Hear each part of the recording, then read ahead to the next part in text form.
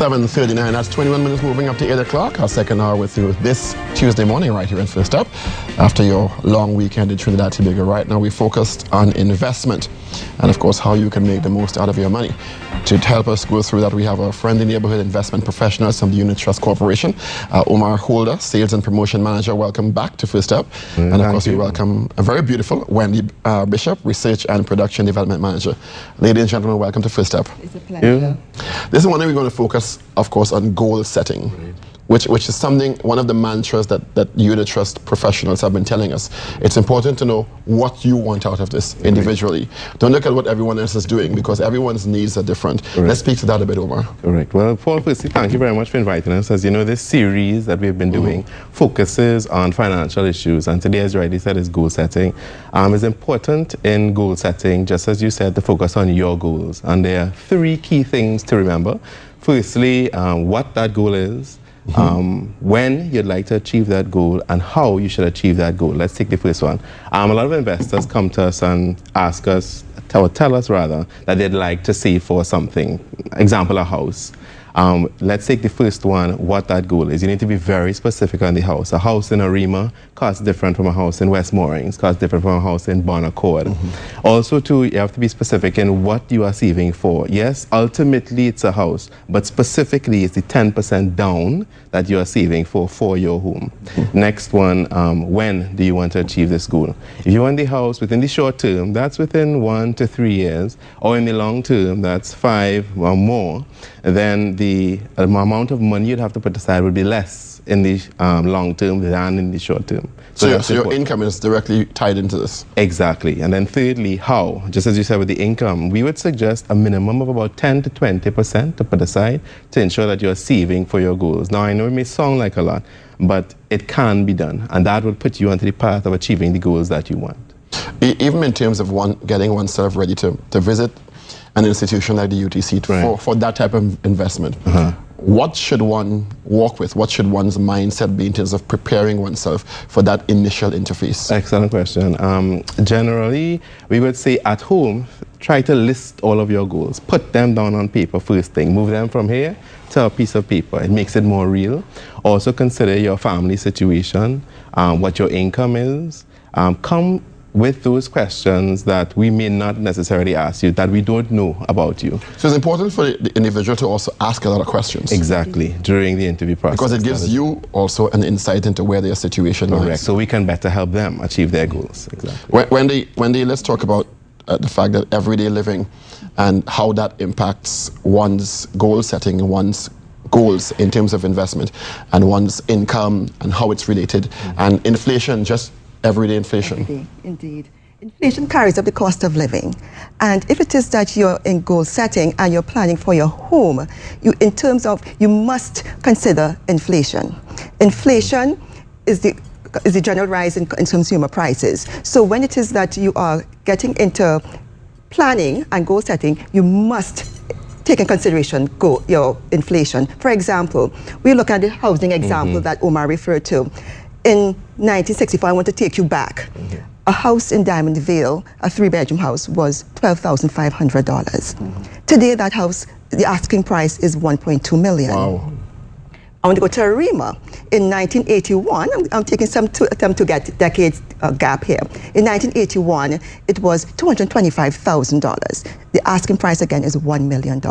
So when you are planning for that 10% that Omar, the down payment, you must factor in inflation. Because again, if you don't factor that in, then you may not readily achieve your goal. And more than that, if it is when you do factor it in, you must look in terms of time. If you're factoring inflation, you must look in terms of lengthening the amount of time you're going to save for your house or the amount of money you're going to put aside. And we recommend between 10 and 20% of your monthly income. So that will help you better.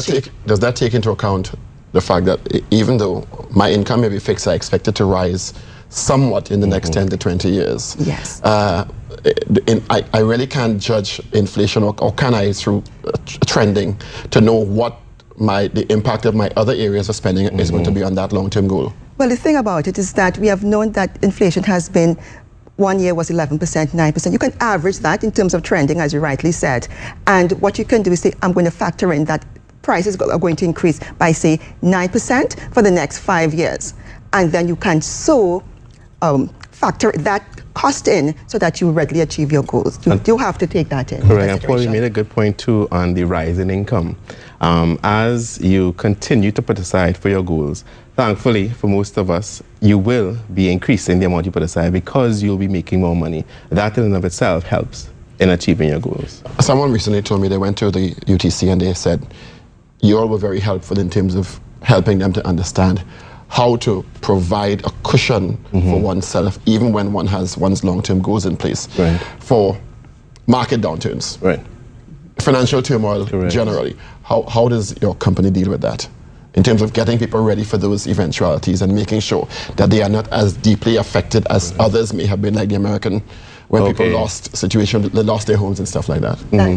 That's an interesting point, and one that we continually tell investors: your emergency fund is key. Once you do not own your own business, you need to put aside at least 3 to 6 months savings, as you said, in any eventuality. It may begin as small as $100, but start putting aside that money now, so in case anything happens, you will be protected. That's a good rule of thumb, in that once you have a job, I always tell you, save at least, must have 6 months salary inside because of any Is that attainable? Most people think, wow, 6 months inside. You're asking me for a miracle there. But do people realize it is attainable? It is actually attainable if you start small and grow. Indeed. And that will lead us into budgeting. Once you budget correctly, you'll be able to achieve that 6-month goal. Let's talk a bit in terms of your advice for people who need to prioritize. Goals are definitely linked to prioritizing. Yes. And we in Trinidad and Tobago, we have a lot of prioritizing at different times of the year. Indeed. We want that house, or let's put it back, we want the car, or we have a child's university or schooling to pay for. But we want to enjoy life also. How do you get people to balance their investment and their savings in terms of those aspects of understanding that, yes, life is going to come to you, but you have to prioritize and focus? Key to that is the budget. Key. Firstly, in budgeting, you must have 3 things to consider. Again, a plan. You have to organize your lifestyle around that plan, and then control your budget. So to begin with, if you currently don't have a budget, start one. Again, write it down on paper. As we say, put the income on one side and all the expenses on another. The expenses generally fall into food, housing, transportation, entertainment, utilities. For a lot of people, though, when you put the income on one side, the expenses on the other, one side outweighs the other. Generally, to find some money to put aside to save and invest, you have to stick to the expenses side in terms of reducing the expenses. Just as you said, when you begin to see where your money is going, you'll be actually surprised how much bad money sometimes you end up spending. So, firstly, put a plan in place. Secondly, organize your lifestyle around that plan. So, for example, you say food. You want to spend $1,000, let's say, a month on food. And then you're going to have to go back and forth to ensure that, are you spending $1,000 or are you spending more than $1,000? I know sometimes people tell us, well, I might make a list, because lists help, but then I forget the list at home. You can put your budget on your phone. Everyone has a cell phone now. It can work. Lastly, control the budget. Ensure that if you are at that $1,000 limit, you find a way to bring it back. So, for example, let's take the food. That's generally the expense that most people spend money on. Some tips we have given investors and they have given us.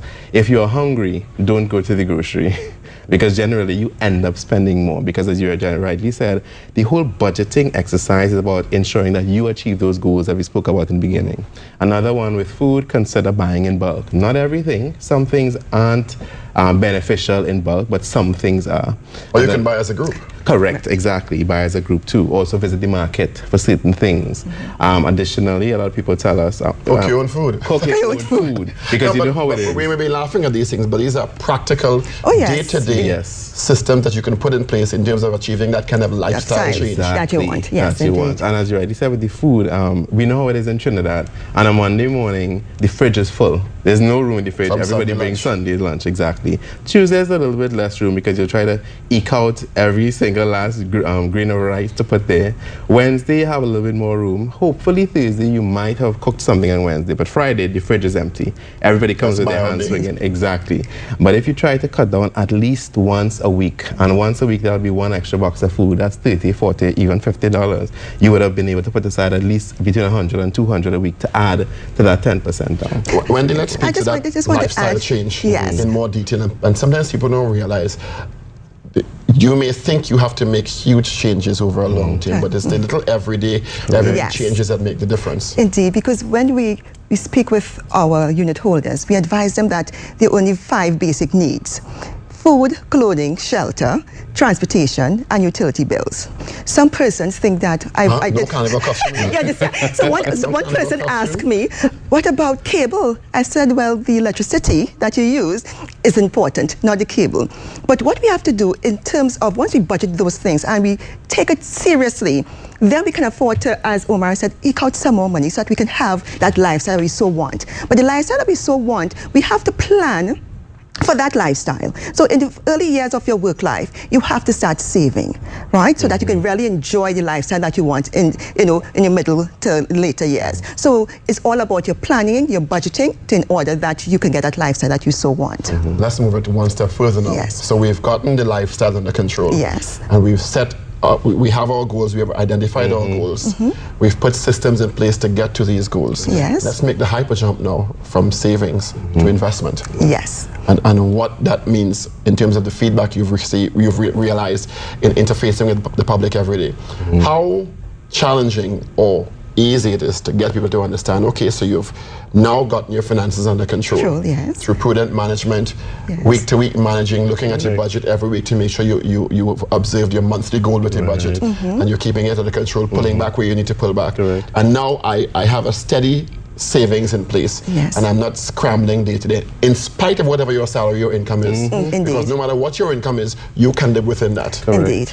Let's make the jump now to investment and what types of investment we can move from a small scale, a starter scale, to someone who has gotten a little more relaxed and is a little more comfortable to relax to a larger scale. What we'll advise is that you match your goal to your investment. If you have a short-term goal, you have a short-term investment. For example, next year you want to go to the World Cup, right? To Olympics. So that's next summer. So what you start at short-term. So you look for an investment instrument that can help you to achieve that. At the Unit Trust Corporation, we have the fixed income funds that can help you both denominated in TT and US dollars. So the fixed income is short-term and can help you get to that goal. That goal quickly, yes. So it has easy access. Interest is earned and compounded daily, and of course you get to your goal quickly, right? So and easy access to it. So with that, you set a date when you know you need this money. Indeed. And you start investing toward that. So 1 year or less is considered short term. So if it is that you now want to look at your children's education, right? So it's long term. You look at what we have. So long term goal, long term investment. So you have what we call our growth and income fund. So this is like, my child is 7 years old. Yes. And I'm looking at university at 17. So this is a 10-year goal. 10-year goal, so long term. So anything more than 3 years, we consider long term. So we have the growth and income fund, which will give you capital growth plus income. So capital growth means that the value of your investment will grow. And then you have dividends in the form of, so income in the form of dividends. So we have 2, growth and income. Then you have access to that. And the best thing of all is that there's a price guarantee provision, which says that if it is that you keep your funds with the Unit Trust Corporation for more than 3 years, or no less than 3 years, you get back what you paid for. For example, if it is that today the growth income fund unit is $14, and it should go down to $10, then, and you keep it for 3 years, it is guaranteed. The price You is don't lose any guaranteed. money. You don't lose any money. However, if it should go up to $16 or $8 or even $20, gain money. indeed. So that's the capital growth that we speak of. Yes. Are there any medium-term situations in between? You spoke of short and long terms. Are there any situations that would apply for something that maybe described as a medium term? The fixed income funds can carry you through that. Yes, it's flexible enough to take you through that 1 to 3 year period, and so you can do that. Yes. All right, and of course, all this is going to be now tied back into my original budget. Indeed. Let's talk to that a bit, Omar. Correct. Just as Randy said, when you start to split short-term and long-term, that will help you prioritize, because you'll realize that you have 3 short-term and 6 long-term, or 6 long-term and 3 short-term. Then you have to do some balancing. There should be 3 and 3, or 2 and 2 on either side. The prioritization comes in, as you said. If you say, okay, there was house, Tobago, Carnival, children's education, now maybe either Carnival or Tobago may have to go. And that's important for people to realize that, you know what, you will not always be able to enjoy the carnival. Correct. Indeed. Because you need to stick to your priorities and your goals. Exactly. Yes. And it's fine. That's okay. There'll be times when you can enjoy carnival and times when you won't. But that's what life is all about. Actually, some investors have told us to ensure that they can stick to their goal. A lady once told me that she has a picture of a house stuck behind her front door. But that's also very important. Correct. To see the visualization. Yes, indeed. Exactly. And every day when she opens the door, the last thing she sees before she leaves home is a picture of her house. So she knows that during the day, yes, she may want to go and spend X money somewhere, but she keeps remembering that goal. And you will have to do it in your own And on the way. tough days, it will get you through. Exactly. In terms of giving you It will inspiration. get you I am working toward this. Yes, Correct. indeed. The situation is going to come in the country pretty soon where some people may get lump sums, back pay. Let's talk to that and how they can now not just blow it, but maximize investing it and making sure they secure their future in the long term. Either of you. I would suggest to them that they come in, seek some financial planning. And you don't have to wait together. You can come right now. Yes, come now and seek financial guidance, and we'll advise you how it is that you can go about planning. It is based on your age as well. So if it is that you're age 50 and you're getting this money, then we say, okay, put your 50% in fixed income and 50% in long term. If you're so 50. If you're 50. Because you're going to be retiring soon. Retiring soon, and you'll need access to your money. If it, however, you are like you're 30, we can tell you, okay, now you could do 30 fixed and 70 long term. But more than that, we need to get what your goals are. Yes, so if it is that your goal is to own a home, then too, and how soon they want to own that home, then we can then advise them so accordingly. So everything back to your goals. Yes, everything ties back to your goal. Correct. So the lump sum they're getting, I hope that they know that there is a goal. It is retirement.